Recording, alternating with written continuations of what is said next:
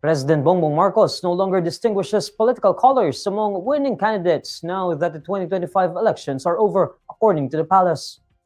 Based on the official tally from the National Board of Canvassers on Thursday, May 16, 6 candidates from the administration-backed Alianza para sa Bagong Pilipinas were able to enter the top 12. In a briefing, Presidential Communications Office Undersecretary Claire Castro says President Marcos does not acknowledge political colors anymore after the result of the midterm polls has been released. Sa ngayon po, ang bilang po ay 6 na nakapasok. Pero tapos na po ang eleksyon. Nagsalita na rin po ang taong bayan. Sa paningin po ng Pangulo, wala na pong alyansa, wala pong PDP, walang anumang kulay ng politika. Dapat lahat po na nahalal ay magkaisa-isa, magkaroon po ng kooperasyon.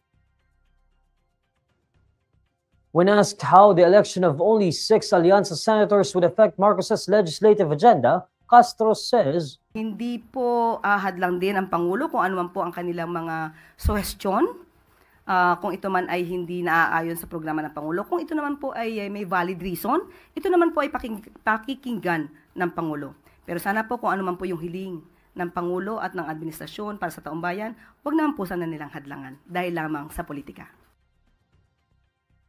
Among the Alianza senatorial candidates who made it into the top 12 are Erwin Tulfo, Ping Lacson, Tito Soto, Pia Cayetano, Camille Villar, and Lito Lapid.